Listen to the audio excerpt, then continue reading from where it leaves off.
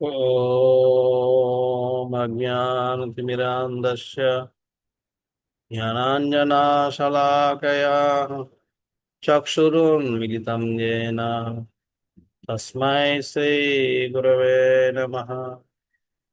श्रीचैतन्यमनोभीष्टं स्थापितं येन भूतले स्वयं रूपः कदा मह्यं ददाति स्वपदान्तिकम्।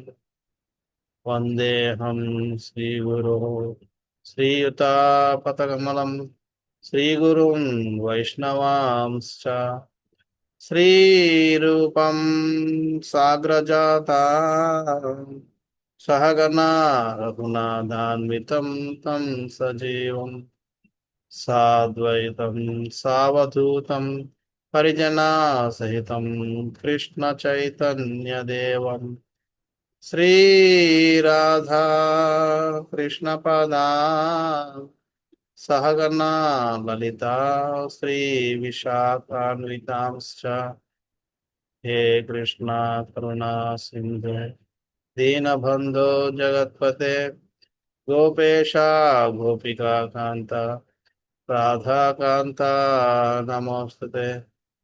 तप्त काञ्चना गौराङ्गी राधे वृन्दावनेश्वरी वृषभानुसुते देवी प्रणमामि हरिप्रिये। नमो विष्णुपादाय कृष्णप्रेष्ठाय भूतले श्रीमते भक्तिवेदान्ता स्वामिनिति नामिने। नमस्ते सारस्वते देवे गौरवाणी प्रचारिणे निर्विशेष शून्यवादी पाश्चात्यदेशतारिणे वाञ्छाकल्पतरुभ्यश्च कृपा सिन्धुभ्येव च पतितानां पावनेभ्यो वैष्णवेभ्यो नमो नमः। जय श्री कृष्ण चैतन्य प्रभु नित्यानंद श्री अद्वैता गदाधरा श्रीवासदि गौर भक्तवृंद। हरे कृष्णा कृष्णा कृष्णा हरे हरे हरे राम राम राम हरे हरे। हरे कृष्णा। तो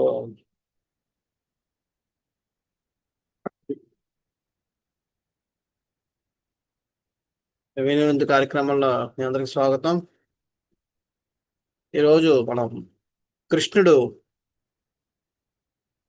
ఇప్పటి వరకు ముగ్గురు భార్యల్ని వివాహం చేసుకున్నాడు. ఒకటి రుక్మిణి, రెండవది జాంబవతి, మూడవది సత్యభామ. ముగ్గురితో వివాహం అయింది. కృష్ణ యొక్క ప్రధాన రాణులు 8 మంది. 8 మందిలో మిగతా 5గురిని ఏ విధంగా వివాహం చేసుకున్నాడు అన్నది ఈరోజు మనం చర్చిద్దాం. ఒకసారి కృష్ణుడు తన యొక్క భక్తులైన పాండవుల్ని కలిసి రావాలని చెప్పి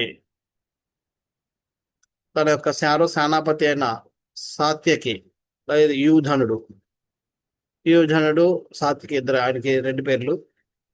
యూధనుడితో పాటు వెళ్ళాడు హస్తినాపురానికి. అక్కడ వర్ణిస్తారు వాళ్ళందరూ ఎలాగా కృష్ణుని చూడగానే ఒక జీవశవానికి ఊపిరి వచ్చినట్టుగా, అంటే ఒక శవం ఏ విధంగా అయితే ఊపిరి వస్తే లెగిసి నిలబడుతుందో అలా వాళ్ళందరూ నిలబడ్డారట. అంటే అంతవరకు వాళ్ళు బతికున్నారు. రాజు, ఎందుకంటే ఇంద్రప్రస్థ రాజ్యానికి అప్పటికే యుధిష్ఠిర మహారాజు వీళ్ళందరికీ వివాహం అయింది, రాజ్యం గెలుచుకున్నారు. వివాహం అయిన తర్వాత ధృతరాష్ట్రుడు వాళ్ళకి ఇంద్రప్రస్థ రాజ్యాన్ని ఇచ్చి ఏలుకోమని చెప్పాడు. ఆ ఇంద్రప్రస్థ రాజ్యం ఎలాంటిదంటే మొత్తం అంతా ఒక నీటి చుక్క లేదు, ఒక చెట్టు లేదు, ఓన్లీ రాళ్ళు రప్పలతో నిండి ఉన్న ప్రదేశం అది. అటువంటి ప్రదేశాన్ని ఇచ్చి దానికి రాజుగా ఈయన్ని యుధిష్ఠిర మహారాజుని ప్రకటించి పట్టాభిషేకం చేశారు. సో ఈ విధంగా ఇవన్నీ చేసి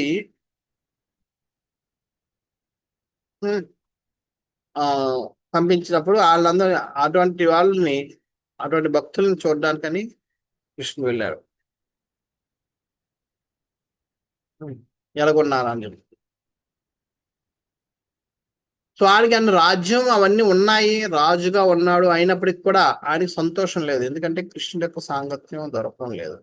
భక్తులకి ఎన్ని ఉన్నా సరే యూనో ఆయన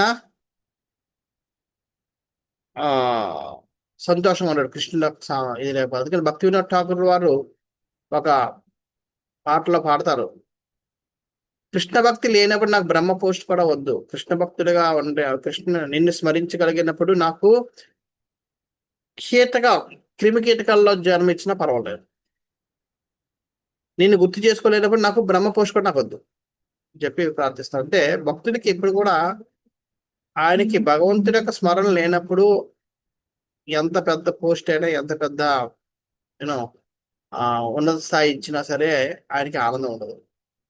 అలాగే ఇక్కడ ఆయన యుధిష్ఠిర మహారాజు రాజు అయ్యాడు, రాజ్యం అన్నాడు, భార్య ఉంది, అందరూ ఉన్నారు. అయినా సరే ఆయన కృష్ణ సాంగత్యం లేకపోవడం వల్ల బతుకున్న జీవోత్సవంలా ఉన్నాడట. అదే ఆయన స్థితి. ఇంచేత భక్తుడికి ఎప్పుడు కూడా భగవంతుడి యొక్క సాంగత్యమే ముఖ్యం. అది లేనప్పుడు మిగతా అన్ని వేస్ట్. అందుకనే అర్జునుడు కూడా ఏం కోరుకుంటాడు మహాభారత యుద్ధంలో, సైన్యం నాకు వద్దు, నువ్వు చాలు.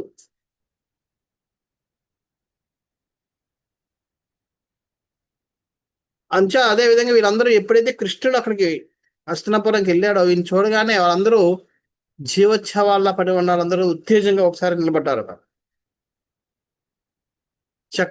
విశ్వనాథ చక్రవర్తి వాళ్ళు ఇంకా చాలా రసవంతరంగా దాన్ని వర్ణిస్తారు.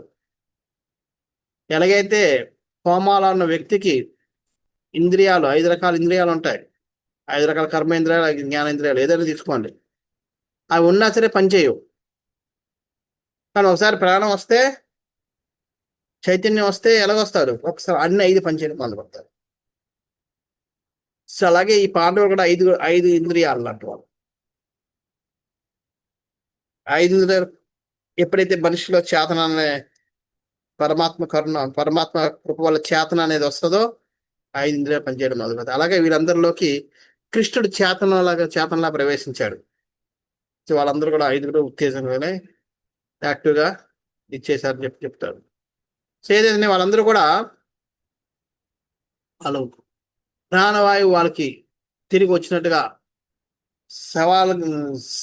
ఒక శవమే మృతదేహంగా పడి ఉన్న ఒక వ్యక్తిలోకి ఎప్పుడైతే ప్రాణవాయువు ప్రవేశిస్తుందో, ఎలాగైతే లేచి నిలబడతాడో, ఆ విధంగా ఈ పాండవులు 5 కూడా లేచి నిలబడ్డారట. పాండవులని కాదు, అక్కడ ఉన్న వాళ్ళందరూ, కుంతీదేవి, వీళ్ళందరూ, ద్రౌపది, సుభద్ర అంటే అప్పటికి రాలేదు ఇంకా, వీళ్ళందరూ పాండవుల పక్షంలో ఉన్న వాళ్ళందరూ కూడా, ఎందుకంటే వాళ్ళందరూ భక్తులు కాబట్టి.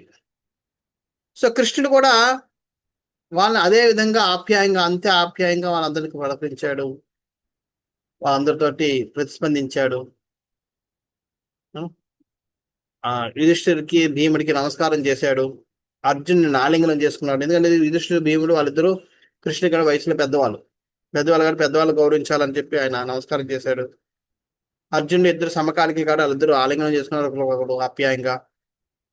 నకులు సహదేవ్ వాళ్ళిద్దరు వచ్చి కృష్ణుడి పాదాలను నమస్కరించారు. వాళ్ళిద్దరు చిన్నవాళ్ళు కానీ వాళ్ళిద్దరూ వచ్చి కృష్ణుని నమస్కరించారు, వాళ్ళని ఆశీర్వదిస్తూ పైకి లేపాడు.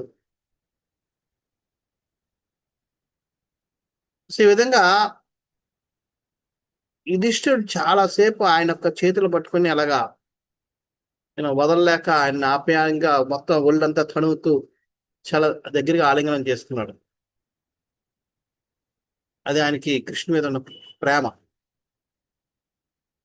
చాలా పూజ పెట్టుకుని మాట్లాడుకుంటున్నారు, జరిగిన విషయాలన్నీ చెప్పుకుంటున్నాడు, ఏమేమి జరిగాయి, ఏ విధంగా జరిగాయి అన్నది యుధిష్ఠిర మహారాజు అవన్నీ వింటున్నాడు. ఇంతలో కుంతీదేవి కూడా కృష్ణుడు వచ్చాడన్న విషయం ఉం, తెలిసిందట. అంతే పరిగెట్టుగా వస్తుంది వచ్చి. ఆమె పరిగెట్టుకు రావడం చూశాడు కృష్ణుడు. వెంటనే లేచి ఆయన పరిగెట్టుకుంటూ వెళ్ళి ఆమె పాదాలకు నమస్కారం చేశాడు.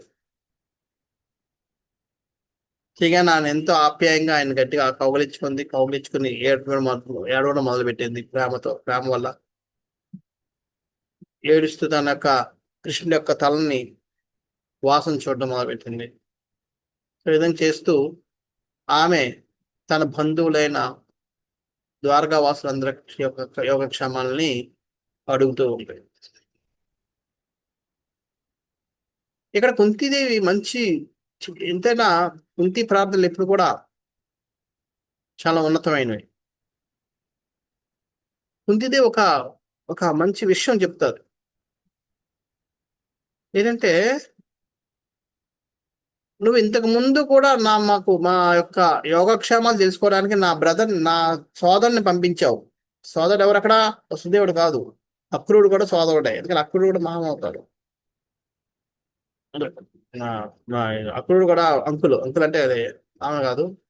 అంకుల్ అంటే పెద్ద పెద్ద అయ్యవచ్చు. అదే పెద్ద నాన్న చిన్న నాన్న వర్షం అవుతాడు. మా సోదరుని పంపించాను అని అడుగుతాడు అంటారు. ఆ రోజే నాకు నా మనసులో ఒక దృఢ సంకల్పం వచ్చింది. ఏంటి? కృష్ణుడు మమ్మల్ని గుర్తించుకున్నాడంటే మాకు ఎటువంటి అపాయం లేదు అన్న ధీమా నాకు వచ్చేసింది అని చెప్పాడు. అది ఒక భక్తుడికి కావాల్సింది. నిజమైన సంపద అది. నిజమైన సంపద ఎవరో గుర్తించడం కాదు, కృష్ణుడితో గుర్తించబడడం. కృష్ణుడు మనం తలుచుకునేటట్టుగా కృష్ణుడు మనం గుర్తు చేసుకునేట్టు చేయడం, అది గొప్పతనం.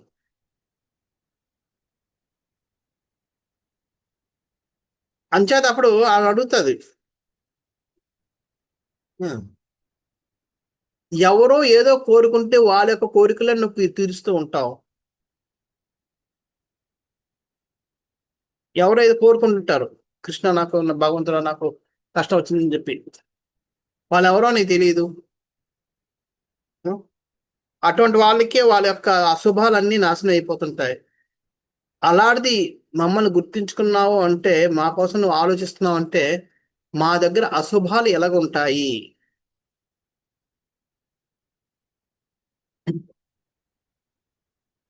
ఆ రోజే నాకు అర్థమైంది, ఇక అశుభం అన్నది మా జీవితంలో లేదు. మృత్యు మా దగ్గర దరిదాపులోకి రాలేదు, ఎందుకంటే మమ్మల్ని కృష్ణుడు గుర్తించుకుంటున్నాడు. చూడండి, అది అది భగవంతుడి యొక్క భగవంతుడు మనకి ఏదైనా చేస్తే భక్తుడికి భావన ఏ విధంగా ఉండాలని అర్థం చేసుకోవాలి. నువ్వు ఎంత కృతజ్ఞతగా ఉంటుందో, ఎంత భరోసాగా ఫీల్ అవుతుంది.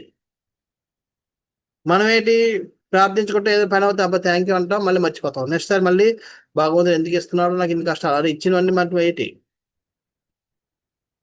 సుఖాలు కూడా ఇచ్చాడు, అవన్నీ మనం మర్చిపోతాం, మళ్ళీ ఎందుకు కష్టం ఇస్తున్నాడు అని అంటాం.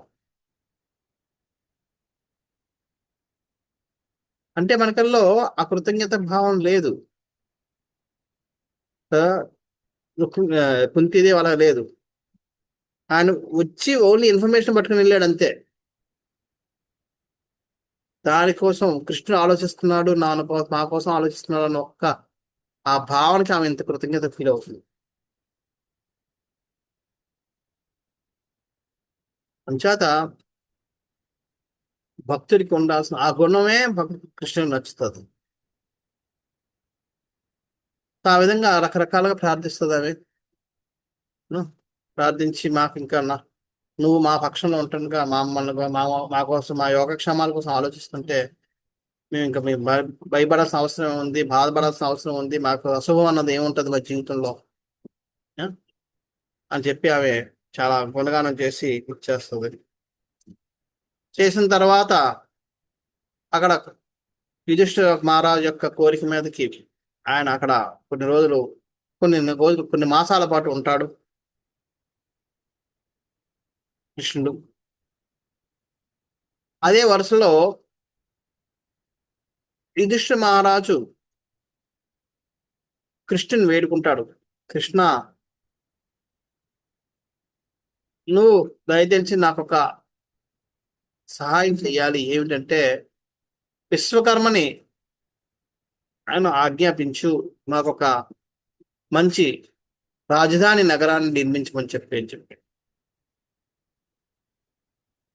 సో ఆ విధంగా ఇంద్రప్రస్థ రాజధానిని విశ్వకర్మ సృష్టించి కట్టించేస్తాడు, నిర్మించేస్తాడు, నిర్మాణం జరుపుతాడు.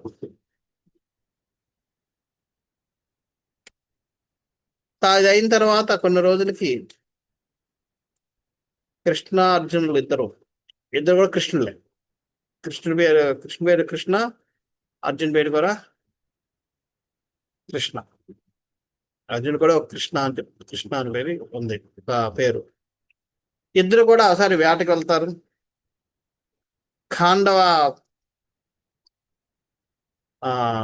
అరణ్యాన్ని అగ్నిదేవుడికి దహించగలిగేటట్టుగా చేస్తారు. ఖాండవ అరణ్యం అన్నది ఇంద్రుడి యొక్క అరణ్యం. అంచేత అగ్నిదేవుడు ఎప్పుడు దాన్ని ఆ ఆహుతి చేసుకోవాలనుకుంటాడు, అది తినాలనుకుంటాడు. ఎందుకంటే అగ్నిదేవుడికి ఎన్నో యజ్ఞాలు చేయడం వల్ల ఆ నెయ్యి ఎక్కువైపోయి అజిత్ పట్టుకుంటాడు. ఆయనకి ఇబ్బందిగా ఉంది అని చూడండి. దాన్ని బట్టి అర్థం చేసుకోవచ్చు ఎంత నెయ్యానికి ఎంత ఎంత ఎంత ఇదిగా యజ్ఞాలు చేస్తుంటారు. అంచేత దానికి ఆ యొక్క తన యొక్క ఆ అస్వస్థతని తొలగించుకోవడానికి ఆయన ఈ కాండం వల్ల ఉన్న వనమూలికలన్నింటినీ తినాలనుకుంటాడు. ఆ వనమూలికలు తినడం వల్ల ఆయనకి స్వస్థత అవుతుంది. కాబట్టి ఆ వనమూలికలు తినాలనుకున్న ప్రతిసారి కూడా ఆయన ఎప్పుడైతే ఇలాగా ఆ అరణ్యాన్ని దహించడం మొదలు పెడతాడో ఇంద్రుడు ఏం చేస్తాడు, వర్షం కురిపించేసేవాడు. సో ఆ విధంగా అగ్నిదేవుణ్ణి తన అరణ్యమైన ఖాండవ వనాన్ని దహించకుండా ఇంద్రుడు కాపాడుకుంటూ వస్తున్నాడు. అయితే అగ్నిదేవుడికి అయితే కావాలి, ఎందుకంటే స్వస్థతగా లేడు, అస్వస్థతకు గురి అవుతున్నాడు. అంచేత ఆయన వచ్చి కృష్ణార్జునులు ఇద్దరిని అడుగుతాడు. అడిగినప్పుడు వాళ్ళు ఒప్పుకుంటారు. ఒప్పుకుని ఇద్దరు వెళ్తారు. అప్పుడే ఆయన అగ్నిదేవుడు అర్జునుడికి ఒక ధనస్సు ఇస్తాడు. ఆ ధనస్సు పేరే గాంధీవ. గాంధీవ ధనస్సు అగ్నిదేవుడు అర్జునుడికి ఇచ్చింది. అంతేకాకుండా 2 బాణాల ఏంటారు అంబుది అంటారు. అంబుది అంటే దీన్ని 2 బాణాలు అంబుదిని ఇచ్చారు. అది ఏంటంటే ఎన్ని బాణాలు తీసినా అది ఎప్పుడు నిండుగానే ఉంటాయి. అనంతమైన బాణాలు దాంట్లో వస్తుంటాయి. అది అలాగే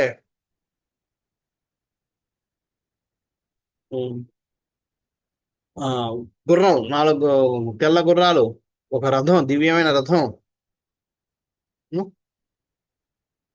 అలాగే ఒక కవచం ఇచ్చాడు. ఆ కవచం ఎవరు కూడా ఛేదించలేరు. అటువంటి కవచాన్ని ఇచ్చాడు. ఇవన్నీ ఇస్తాడు ఆయనకి. సో అవన్నీ తీసుకొని వాళ్ళు కృష్ణార్జునులు ఇద్దరు కూడా ఈ కాండవనాన్ని కాపలా కాస్తూ ఉంటారు. అందులో ఒక్క జీవి కూడా బయటికి వెళ్ళడానికి లేదని చెప్పి. అందులో భాగంగా మైదానుడు అనే రాక్షసుడు కూడా దాంట్లో ఆ అరణ్యంలో ఉంటాడు. ఆయన పారిపోతుంటే అర్జునుడు ఆయన్ని ఛేదించి మళ్ళీ లోపల పెడేద్దాం అని చెప్పి అనుకుంటాడు. అది కూడా చూస్తాడు మైదానుడు. చూసి అర్జునుడు బాణం ఎత్తాడంటే నేను దాన్ని ఎవరు ఆపలేరు అని చెప్పి ఆయన వెళ్ళి కృష్ణుని వేడుకుంటాడు శరణం. కృష్ణుడు అవయస్తాడు. ఆ విధంగా అప్పుడు కృష్ణుడు అర్జున్ చెప్పి అర్జున్ ఆపుతాడు. సో ఆ విధంగా మైదానుని యొక్క ప్రాణాల్ని ఆయన కాపాడాడు కాబట్టి కృతజ్ఞతగా కృష్ణుడికి అడుగుతాడు మైదానుడు, నేను నీకు ఏదో ఒకటి ఇవ్వాలనుకుంటున్నాను, ఏం కావాలి, ఏం చేయమంటావు అన్నాడు.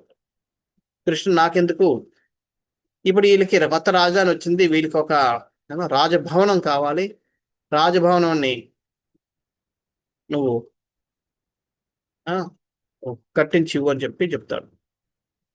ఆ మయధానుడు కట్టించిన రాజభవనం కాదు, దాని మయసభ అని చెప్పి పేరు వచ్చింది. మన మాయాసభ అని తెలుసు.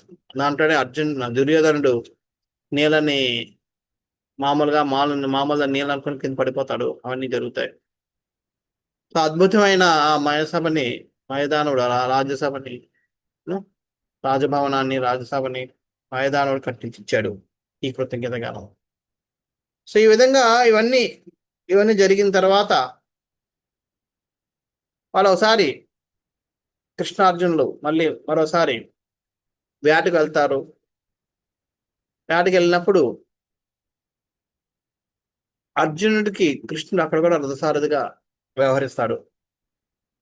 అర్జునుడు ఎన్నో రకాల జంతువుల్ని, పులుల్ని, ఏనుగుల్ని, జింకల్ని, కుందేల్ని, రకరకాల జంతువుల్ని ఇలా అన్నిటిని కూడా వధిస్తూ అవన్నీ కూడా తన యొక్క రథంలో పెట్టుకుని వస్తాడు. వచ్చి అవన్నీ కూడా యుధిష్ఠిర మహారాజుకి ఇస్తారు. అవన్నీ చనిపోలేదు పూర్తిగా, అన్నింటినీ బంధించి తీసుకొచ్చాడు. అవన్నీ యుధిష్ఠిర మహారాజు యజ్ఞయాగాలు చేసినప్పుడు ఒక్కొక్క దాన్ని ఆహుతి ఇవ్వడానికి వస్తున్నాం. ఆ విధంగా తెచ్చాడు. అలాగా వాళ్ళు ఆ వేట చేస్తూ అలిసిపోయి యమునా నది ఒడ్డుకు వచ్చి యమునా నదిలో స్నానం చేస్తారు. స్నానం చేసి ఆ నీళ్ళు, స్వచ్ఛమైన యమునా నది జలాలు తాగి సేద తీరుతున్న సమయంలో ఒక అందమైన అమ్మాయి, యువతి ఆ తటం యమునా నది ఒక తటం మీద ఒడ్డున విహరిస్తూ ఉండడం చూశారు. ఇద్దరు చూశారు. వెంటనే కృష్ణుడు అన్నాడు, అర్జున వెళ్ళి ఆమె ఎవరో కొనుక్కునిరా అని చెప్పి. వెంటనే అర్జునుడు ఆ యువత దగ్గరికి వెళ్తాడు. వెళ్ళి ఆమెని అడుగుతాడు, ఓ సుందరి, అంటే ఎంతో అందంగా ఉన్నావు నువ్వు, ఎవరు నువ్వు, ఎందుకు ఒక్కదానివే తిరుగుతున్నావు, ఎక్కడి నుంచి వచ్చావు, ఎవరి కోసం చూస్తున్నావు, నీ చూపులు, నీ వ్యవహారాలు చూస్తే నువ్వు ఏదో భర్త కోసం చూస్తున్నట్టు అనిపిస్తుంది, నీకు ఏ విధమైన సహాయం కావాలన్నా నన్ను అడుగు, నేను తీరుస్తానని చెప్పి ఆయన అర్జునుడు అడుగుతాడు ఆ వ్యక్తిని. అడిగితే అక్కడ ఆయన సమాధానంగా భలే మంచి యూనో అది భక్తులకి అన్నది ఉంది. ఆ సమాధానం భలే చెప్తుంది. ఏం చెప్తుంది అంటే, నాణ్యం పత్యం వృణే వీర తం ఋతే శ్రీ నికేతనం తుష్యతామే స భగవాన్ ముకుందో అనాథ సంశ్రయ నా అన్యం. ఎస్, నువ్వు చెప్తున్నట్టుగా నేను భర్త కోసం చూస్తున్నాను, కానీ ఎటువంటి భర్త కోసం నా కాదు, అన్యం వేరే. ఎవరు? నా అన్యం వృణే వీర.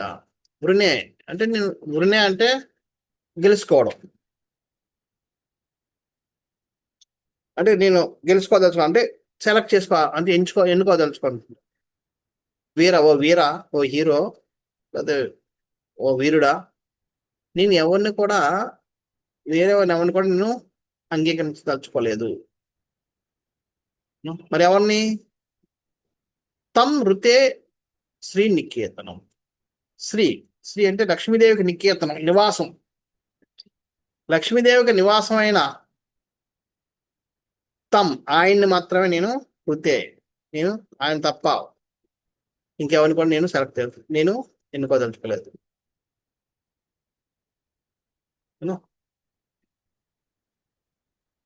తుష్యతాం తుష్యతాం అంటే తుష్యంతి అనే పదం వచ్చింది. తుష్యంతి రమంతి అని భగవద్గీతలో. తుష్యతాం అంటే అదే, అంటే హ్యాపీ, సాటిస్ఫైడ్.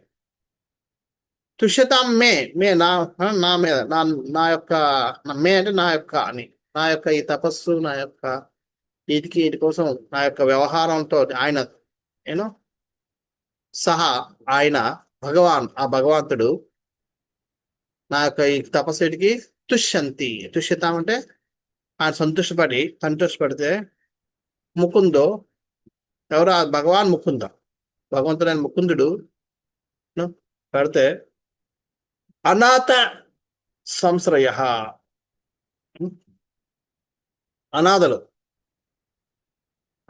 ఆశ్రయ, సంశ్రయ ఆశ్రయం, అనాథలకు ఆశ్రయం.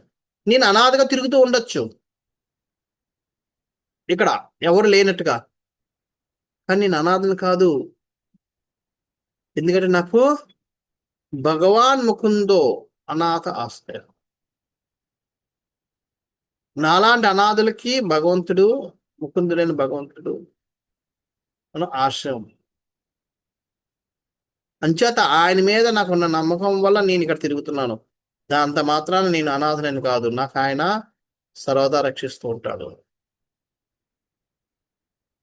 అంచేత అక్కడికి భక్తులకి భగవంతుడి మీద ఉన్న నమ్మకం అది.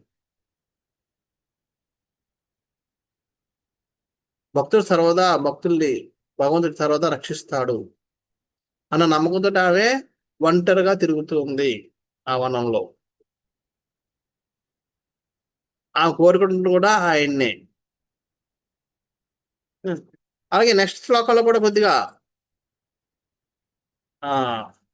ఇదిగా చెప్తుంది. ఏమంటే కాళిందీతి సమాఖ్యాత వసామ యమునా జలై.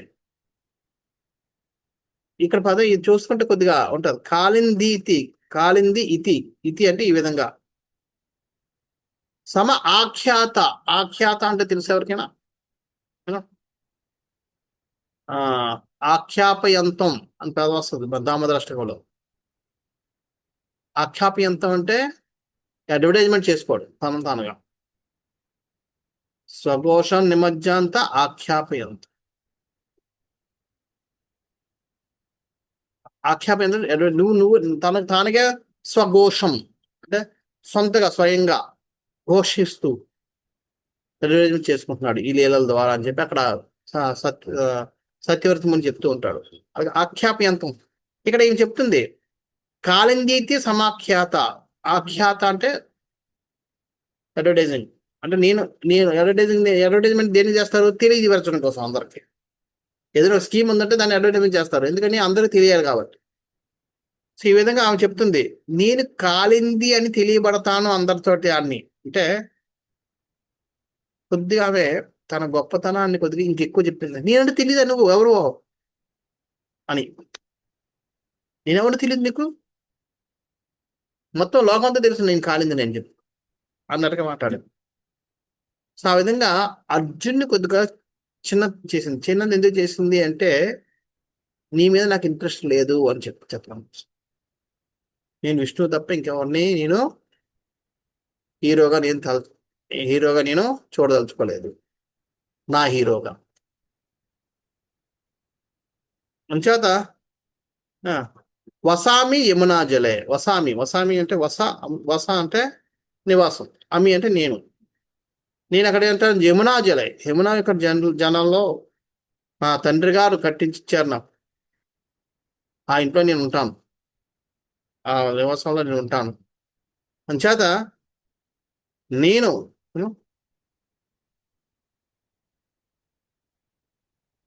నన్ను యమునాదే కాళింది అని చెప్తారు. నేను విష్ణువు తప్ప ఇంకెవరిని కూడా భర్తగా నేను అంగీకరించలేదు. అంతేగా నాకు తెలుసు నువ్వు అర్జునుడివి అని చెప్పి.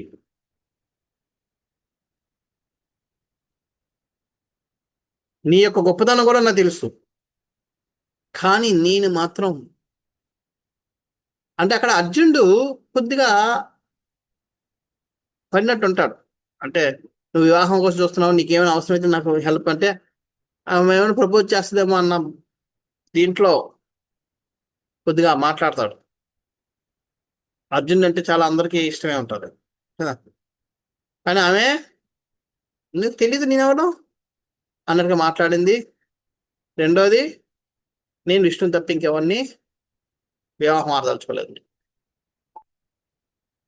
అక్కడ కృష్ణుడు ఉన్నాడు, కృష్ణుడు తప్ప కృష్ణుడు ఉన్నాడు, కృష్ణుడు సాక్షాత్తు విష్ణువు అన్నది ఆయన తెలుసు, ఆమెకు తెలుసు. అటువంటిప్పుడు ఆయన దగ్గరికి ఎందుకు వెళ్లకుండా అలా తిరిగింది అంటే అక్కడ విశ్వ చక్రవర్తి వారు చాలా చక్కగా చెప్తారు. ఏంటంటే ఎవరికైనా కృప కావాలి అంటే డైరెక్ట్ గా భగవంతుడి దగ్గరికి వెళ్ళే కంటే భగవంతుడి భక్తుల దగ్గరికి వెళ్ళినప్పుడు తొందరగా కృప దొరుకుతుందండి. అందుకని తనకు తానుగా వెళ్ళి కృష్ణుని వేడుకున్నా కంటే అర్జునుడి ద్వారా మెసేజ్ పంపించి అర్జునుడు చెప్తే కృష్ణుడు దాన్ని అంగీకరిస్తాడు తొందరగా అన్న ఉద్దేశం మీద ఆమె అర్జునుడికి ఇదంతా చెప్తుంది. అది ఎవరు కూడా వాళ్ళు చెప్పుకోరు, నేను భర్త కోసం చూస్తున్నాను అవి నుంచి అలా స్త్రీ ఇప్పుడు ఇప్పుడు వాళ్ళే కొద్దిగా మొహమాట పడతారు, అప్పుడు వాళ్ళ కోసం మనం ఇంకా ఆలోచించారు. చూడండి అంతా ఉంటుందో అంచేత ఆమె చెప్పుకుందంటే ఎందుకని అర్జునుడు ఒక శుద్ధ భక్తుడు, అంతే శుద్ధ భక్తుడు చెప్తే కృష్ణుడు తప్పనిసరిగా వింటాడు అని చెప్పి వెళ్ళి నువ్వు నీ స్వామికి నువ్వన్నీ చెప్పు అని చెప్పి చెప్తాడు. అప్పుడు అర్జునుడు వెళ్ళి కృష్ణుడికి అవన్నీ చెప్తాడు. అంటే ఆ కృష్ణుడు వస్తాడు, వచ్చి ఆమెని తన రథం మీద తీసుకుని ఎక్కించుకొని వెళ్తాడు. సో వెళ్ళి హస్తినాపురానికి వెళ్ళిపోతాడు. అక్కడి నుంచి కొన్ని రోజుల తర్వాత ద్వారకాకి వెళ్ళిపోతాడు. ద్వారకాకి వెళ్ళిన తర్వాత ఒక సుముహూర్తంలో కాళిందిని వివాహం చేసుకుంటాడు. సో ఈ విధంగా కాళిందితో వివాహం జరుగుతుంది. ఇది 4వ వివాహం. ఈ 5 రాళ్ళు, మిగతా 5 రాళ్ళు మొదట ఆమె. దాని తర్వాత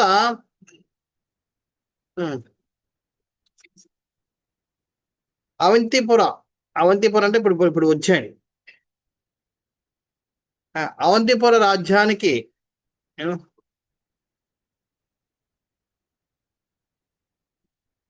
రాజు ఉండేవాడు.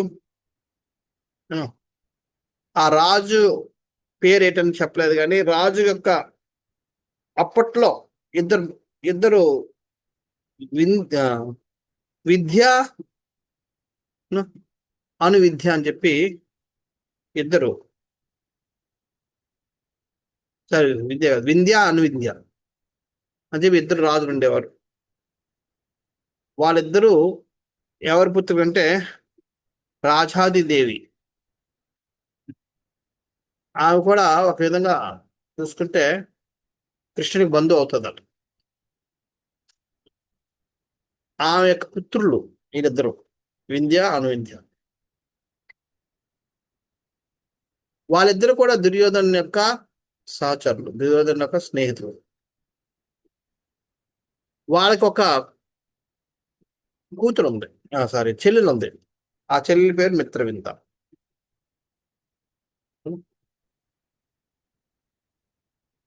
ఆ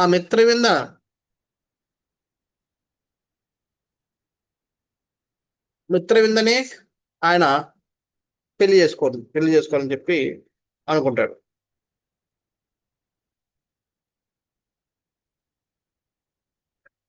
అయితే ఈమెకి మిత్రవింద కృష్ణుని మీద చాలా మనసు పడ్డాది. కృష్ణుని పెళ్లి చేసుకోవాలనుకుంటుంది, కానీ వీళ్ళకి దుర్యోధనుకి ఇవ్వాలని చెప్పి ఉంటుంది. ఇది జరుగుతుంది. స్వయంవరం అంటే తన భర్తని ఎన్నుకోవడం. ఆమె స్వయంగా తన భర్తను స్వయం ఎన్నుకునే వరాన్ని, అదే వరుణ్ణి కోరుకోవడం, వరుణ్ణి ఎన్నుకోవడం అన్నది స్వయంవరం అంటారు. ఆ స్వయంవరంలో అక్కడ అందరూ కృష్ణుడు, దుర్యోధనుడు అందరూ ఉన్నారు. ఆమెకేమో కృష్ణుని ఎన్నుకోనని ఉంది, కానీ అన్నలు ఇద్దరు కూడా దుర్యోధనకు చెప్తున్నారు. ఆ డైలమాలో ఉంది. అదే కృష్ణుడు అర్థం చేసుకున్నాడు. అర్థం చేసుకుని వెంటనే ఏం చేశాడు? కృష్ణ ఆమెను అక్కడి నుంచి కిడ్నాప్ చేసి తీసుకెళ్ళిపోయాడు.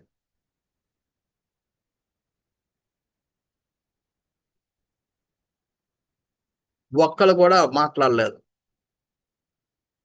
ఎవరు నోరెత్తి ఒక్క మాట మాట్లాడలేదు. ఎందుకంటే అందరికీ తెలుసు కృష్ణుడు ఆల్రెడీ అప్పటికే రుక్మిణీదేవి తోటి యుద్ధం అయింది. అక్కడ అందరినీ ఓడించేశారు. అంచేత ఎవరు మాట్లాడలేదు.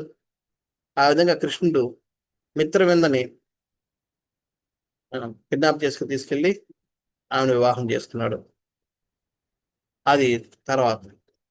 దాని తర్వాత కొన్ని రోజులకి కోశల రాజ్యం అంటే అయోధ్య నగరం. అయోధ్య నగరానికి ఒక రాజు ఉండేవాడు. ఆయన పేరు నగ్నజిత్.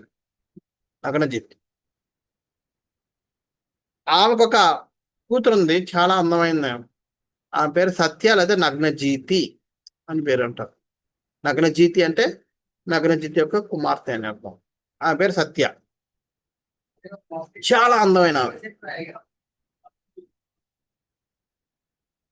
అంచేత ఆమె పెళ్లి చేసుకోవాలని చెప్పి చాలా మంది రాజులు వచ్చి ఆయన్ని బలవంతం చేస్తున్నారు. కానీ ఆయన కాదని లేకపోతున్నాడు.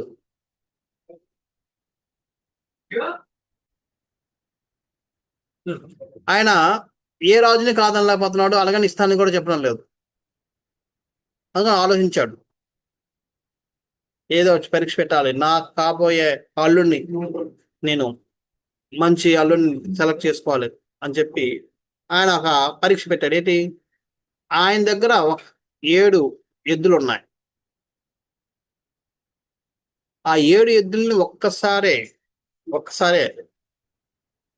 నియంత్రించి బంధించి వాటిని బంధించగలిగినప్పుడు అటువంటి వాడికి ఇచ్చి నా పుత్రుని వచ్చి వివాహం చేస్తానని చెప్పి ఆయన ప్రకటిస్తాడు. చాలా సగం మంది అది విని సగం మంది వెళ్ళిపోయారు. మిగతా వాళ్ళలో సగం మంది ఆ ఎద్దులతో పోరాడి దెబ్బలు తిని వాళ్ళు ఎముకలు గట్టి ఇరగొట్టుకొని వెళ్ళిపోయారు. కొంతమంది అటు ఎద్దులతో పోరాడలేక ఇటు ఆశావాదిలేక మధ్యలో డైలమాలో కూర్చుని ఆ కోసం కళ్ళ కంటూ కూర్చున్నారు. ఈ విధంగా అందరూ ఆగిపోయారు, ఎవరు కూడా వెళ్ళలేదు. ఇంకా ఆయన్ని ఇంకా ఇబ్బంది పెట్టడం మానేశారు. అయితే ఒకసారి ఆయన దగ్గరికి కృష్ణుడు వెళ్తాడు. కృష్ణుడు కౌశల నగరానికి వచ్చాడనగానే ఇంకా ఆయన ఎంతో పొంగిపోయి ఎంతో ఆనందంగా కృష్ణుని స్వాగతం పలుకుతాడు. కృష్ణుడికి అన్ని రకాలైన సదుపాయాలు సమకూరుస్తాడు. చేసిన తర్వాత కృష్ణుని అడుగుతాడు, కృష్ణ నీకు ఏ విధంగా సేవ చేయగలనని చెప్పి, నీకేం కావాలో కోరుకో అని చెప్తాడు. అంటే అప్పుడు కృష్ణుని చెప్తాడు, నేను నీ అంత రాజు నియమం ఏంటంటే, నీకంటే తక్కువైన వాడైనా సరే రాజు అన్నవాడు వేరే రాజు దగ్గర ఎప్పుడు కూడా అడిగి తీసుకోకూడదు, భిక్షాటన చేయకూడదు. కానీ నేను నీకన్నా ఉన్నతమైన వాడిని. అంచేత నేను అసలు నిన్ను అడగకూడదు. అయినప్పటికి కూడా నేను ఆ నియమాలన్నీ పక్కన పెట్టి నేను అడుగుతున్నాను, ఏంటంటే నీ కూతురు నేను వివాహం చేయాలనుకుంటున్నాను, నీ కూతురు నాకు ఇవ్వని చెప్పి. అంటే కృష్ణుడు తన భక్తుల యొక్క కోరిక తీర్చడం కోసం ఎంత స్థితికని ఎంత దానికి ఇదొక ఉదాహరణ. ఆయన తెలుసు తను అడుగుతుంది క్షత్రియుల యొక్క ధర్మం కాదు, క్షత్రియుడిగా తను చేయకూడదు. అయినా సరే చేయడానికి రెడీ అయిపోయాడు. ఇది కృష్ణుడికి భక్తుల పట్ల ఉన్న అభిమానాన్ని మనకి తెలియజేస్తుంది. ఆల్రెడీ ఇలాగ ఎన్నో ఉదాహరణ, ఇదొక ఉదాహరణ. అనగానే ఆ నగ్నజిత్ అంటాడు, క్షమించాలి, నేను నా కూతుర్ని ఇవ్వడానికి నా కాబోయే అల్లుడిని నేను పరీక్షించుకోవాలనుకుంటున్నాను. ఇలాగా 7 నా దగ్గర అపరాజిత 7 ఎద్దులు ఉన్నాయి. అంటే ఇంతవరకు ఎవరు దాంట్లో ఓడించలేకపోయారు. ఓడించి కూడా సాధ్యం కానీ 7 ఎద్దులు ఉన్నాయి. వాటిని ఎవరైతే బంధించి వాటిని వశం చేసుకుంటారో ఆయనకి నా కూతురిచ్చి వివాహం చేయాలనుకుంటున్నాను అని చెప్తాడు. అని చెప్పి అంటాడు, ఇది నీకు సాధ్యమే, నువ్వు చేయగలుగుతావు. ఎందుకంటే నువ్వు అక్కడ ఒక పదాన్ని వాడతాడు, శ్రీయపతే అని చెప్పి. శ్రీయపతి అంటే శ్రీ అంటే లక్ష్మీదేవి. లక్ష్మీదేవి యొక్క పతివి. కాబట్టి లక్ష్మీదేవి అంటే అన్ని రకాలు, విజయలక్ష్మి, ధనలక్ష్మి, ధాన్యలక్ష్మి, సంతానలక్ష్మి, ఇవన్నీ ఉంటాయి కదా. విజయలక్ష్మి అంటే నువ్వు తప్పగా విజయలక్ష్మి సొంతం. అసలు నువ్వు విజయం సాధించుకోవడం అంటూ ఉండదు. నువ్వు ఆమె లక్ష్మిని వరిస్తుంది అంటే నువ్వు దీన్ని సాధించగలవు అని చెప్పి చెప్తాడు.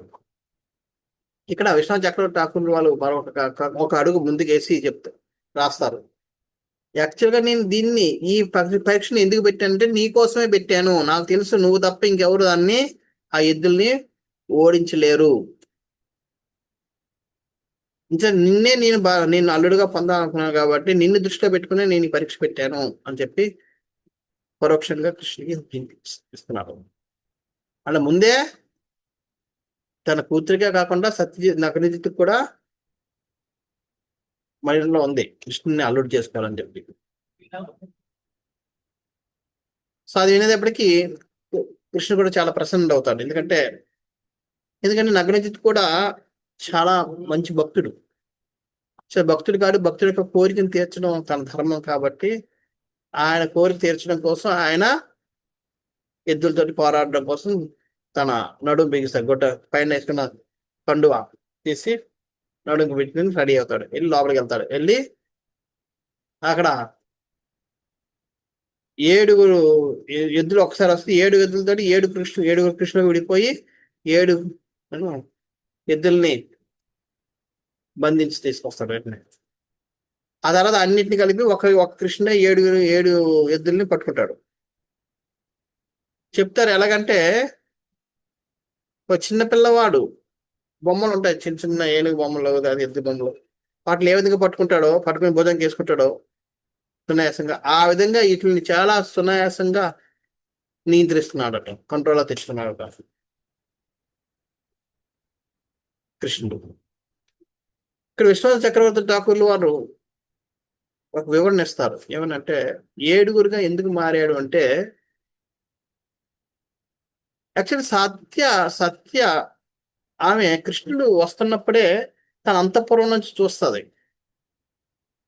చూసి కృష్ణ యొక్క అందాన్ని చూసి చాలా మోతురాలు అయిపోయి ఆమె అప్పటి నుంచి ప్రార్థించడం మొదలుపెట్టిందండి. నేనేమైనా తపస్సు అంటూ చేస్తుంటే నన్ను ఈ భగవంతుడు నన్ను స్వీకరించగాక అని చెప్పి. అవన్నీ ఆయన ఆల్రెడీ కృష్ణుడు అవన్నీ తెలుసుకున్నాడు. అంచేత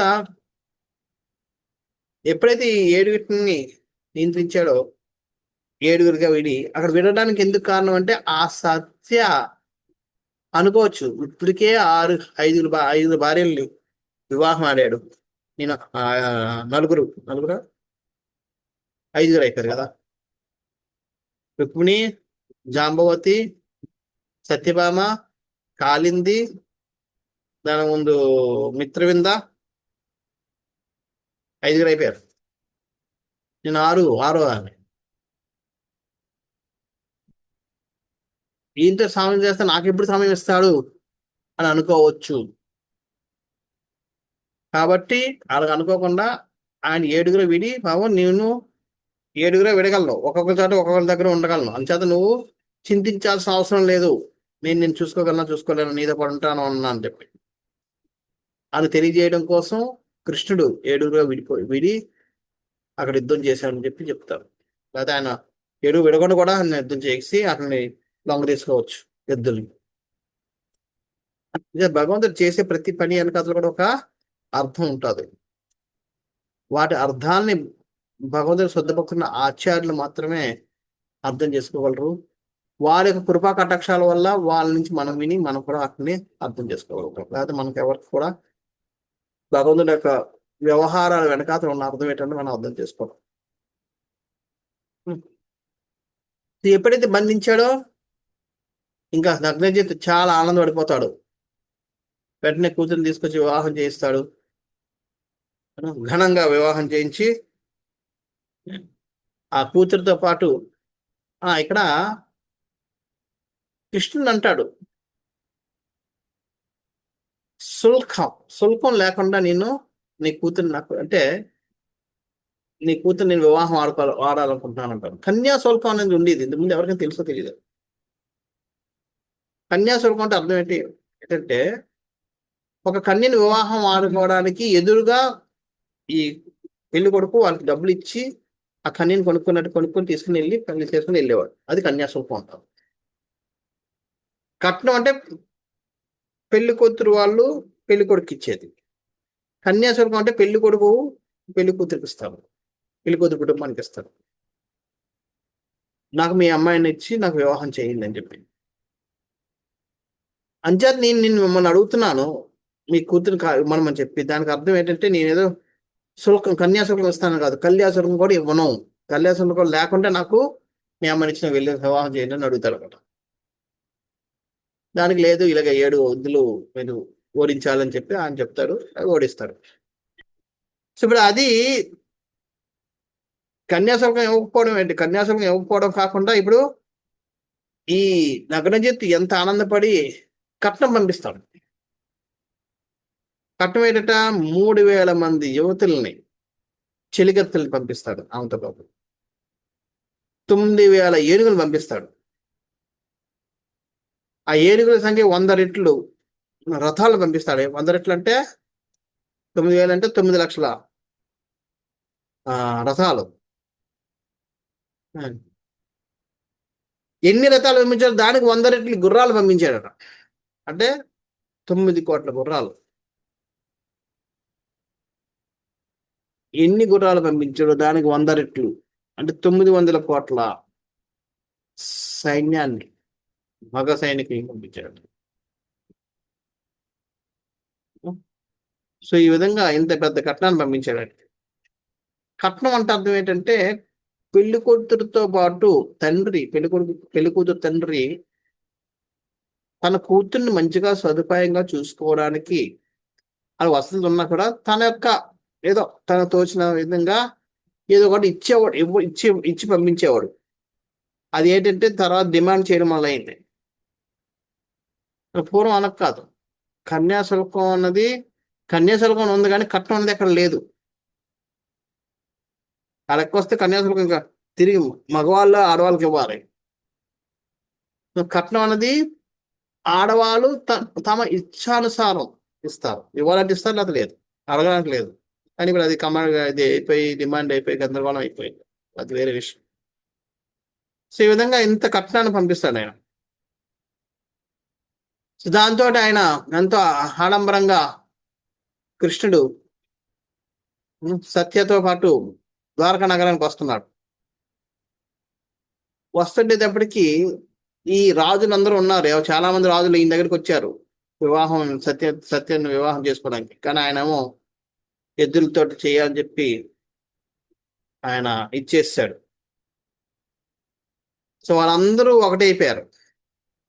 వాళ్ళందరూ ఒకటైపోయి కృష్ణ మీదకి అటాక్ చేయడానికి వచ్చారు.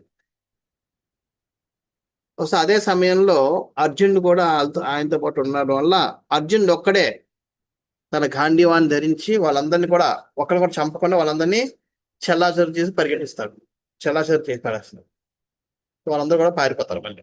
సో ఈ విధంగా అర్జునుడు వాళ్ళందరినీ ఓడించి బయట పంపించేస్తాడు, ఎవరిని చంపరు. సో ఈ విధంగా ఆమె సత్యతోటి వివాహం అవుతుంది. తర్వాత కుంతిలాగే ఇంకొక సిస్టర్ కూడా ఉంది. కుంతికి ఇంకొక సిస్టర్ ఉంది, ఇంకొక అత్త, చిన్నత్త పెద్దత్త, ఇంకొక అత్త ఉన్నారు. ఆ అత్త పేరు కృష్ణుడికి ఇంకొక అత్త ఉంది కుంతిలాగా. ఆ అత్త పేరు శృతకీర్తి. ఆమె కైకేయ రాజ్యానికి ఆమె రాణి. వాళ్ళకొక కూతురుంది. ఆ కూతురు పేరు భద్ర. ఒక కొడుకు ఉన్నాడు. కొడుకు పేరు ఏమో సంతర్ధన. సో కృష్ణుడు బావ అవుతాడు కాబట్టి కృష్ణుడు వెళ్ళి నన్ను అడిగాడు, నేను భద్రాన్ని పెళ్లి వివాహం ఆడుకోవాలని చెప్పి. సంతర్ధన ఎటువంటి అబ్జెక్షన్ లేకుండా ఎంతో వినయంగా భద్రని కృష్ణుడికి ఇచ్చి వివాహం చేస్తాడు. ఆ విధంగా ఎంత ప్రశాంతంగా భద్రతో వివాహం అయిపోయింది. దాని తర్వాత కృష్ణుడు మద్రాసు నగరానికి చెందిన ఆ, రాకుమార్తె, ఒక ఆ రాజు పేరు ఏంటంటే బృహత్సేనుడు. ఆ బృహత్సేనుడు అనే రాజుకి లక్ష్మణ అనే ఒక కూతురుంది. ఆమె కూడా ఎంతో అందమైంది. ఆవిడ కూడా చాలా మంది ఆ, అడుగుతారు వివాహంకి. ఆయన కూడా కన్ఫ్యూజ్ అయిపోయి ఏం చేయాలో తెలియక ఆయన కూడా ఏం చేస్తారంటే ఒక చాలా కఠినమైన, ఎలాగైతే ద్రౌపదికి పెట్టారో అదే విధంగా ఒక యంత్రాన్ని పెట్టి, కఠినమైన యంత్రాన్ని పెట్టి ఆయన స్వయంవరాన్ని ప్రకటిస్తాడు. అది కృష్ణుడు తప్ప ఇంకెవరు కూడా ఛేదించలేని విధంగా పెడతాడు. సో ఆయన అనుకున్నట్టుగానే ఎవరు ఛేదించలేకపోతారు. లాస్ట్ కృష్ణుడు వచ్చి ఆ యంత్రాన్ని ఛేదించి అక్కడి నుంచి ఆ రాజుల కుమారులందరి మధ్యలో నుంచి తీసుకెళ్ళిపోతాడు. చాలా మంది రాజులు ప్రతిఘటిద్దాం అనుకుంటారు, కానీ మళ్ళీ అర్జున్ ఎదు వంశం తాలూకా సైన్యాన్ని చూసి వాళ్ళందరూ కూడా ప్రతిఘటించరు. సో ఆ విధంగా ఆయన ఈ లక్ష్మణాన్ని కూడా తీసుకొచ్చి ద్వారకాలను వివాహం చేసుకుంటాడు. సో ఈ విధంగా ఈయన కృష్ణుడు ఈ మిగతా 5 భార్యల్ని ఎంతో విధంగా చేసుకున్నాడు. ఇంతేకాకుండా ఆయనకి ఇంకా 16,108 మంది భార్యలు మొత్తం. అందులో 8 మంది భార్యల తాలూకా వృత్తాంతం మనం చెప్పుకున్నాం. మిగతా 16,100 మంది భార్యల్ని ఒక్కసారి ఆయన వివాహం చేసుకున్నాడు. ఆ వివాహం ఎలా చేసుకున్నాడు, ఏం చేసుకున్నాడు అని మనం వచ్చే క్లాస్లో మనం చెప్పుకుందాం. హరే కృష్ణ. శ్రీల ప్రభుపాదకి జయ.